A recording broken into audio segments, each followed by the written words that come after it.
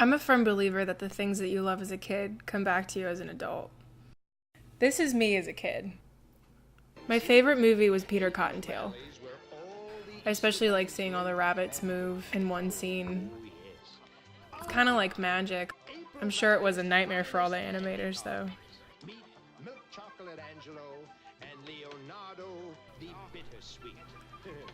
I loved miniatures. It's funny that watching this, that any of these objects could be massive, but that you still know that they're tiny. That's something I think a lot about in my own work. I especially like when they're in the hot air balloon, which is actually a time machine, which they use to go back in the past to deliver all the eggs to everyone, which is a crazy storyline. I love the intro credits too, writing on the Easter eggs. Oddly enough, that's something I do in my own work. When I was 7, I wrote down all my possible career options. First on the list was a gospel pop singer. Second was to be the youngest ever published author. Third was to be a child veterinarian, kind of like Dookie Howser, I guess, which is funny because I never really liked that show. Fourth on the list was to be a movie maker. Needless to say, that seemed like the most realistic option, and so it stuck. I love everything about movies. I love the drama. I love how nothing has to make sense, how absurd it can be, especially in animation. I love the characters and how anything and anyone can have a movie made about it. I love how special they can make you feel, like they're trying to make you laugh, trying to entertain you. I love the sets, the meticulous detail, the color coordination. I love that they let your mind drift, let you think about your to-do list or what you want for lunch. Well, other times they hold your attention, making you wait in anticipation, and sometimes for nothing at all. I love the storytelling too. I get that from my mother.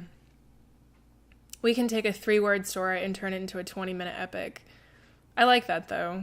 I like entertaining people and sharing things. Half of storytelling for me is how invested and excited the storyteller is. The more you put yourself in your story, the more people respond.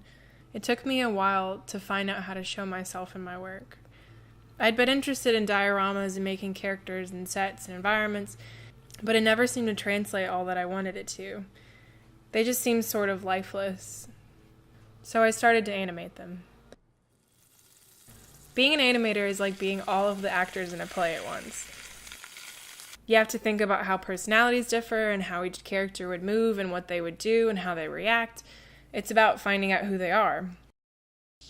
Welcome Back is my current film series. It's about a cowboy named Jim and a bald guy named Dan, and post-apocalyptic Earth, and now space. I chose Welcome Back because I always liked how in TV shows when the host would say, "Welcome back."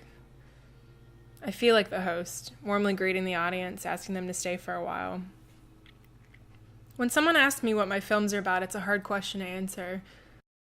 My films are about everything. They're about how I always remember my grandmother wearing a big fuzzy housecoat. They're about how Dan kind of looks like my dad, and how I see bits of myself there too.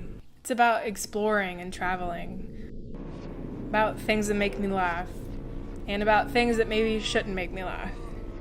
It's about what a cowboy is without cows, about how I think my dog could evolve into a beast one day.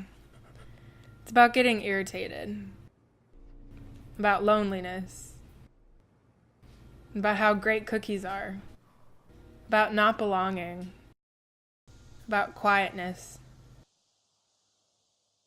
about feeling like you're stuck with people, about being mad because someone has less cares than you, about the fear of getting stuck in one place, and about the fear of never feeling at home again.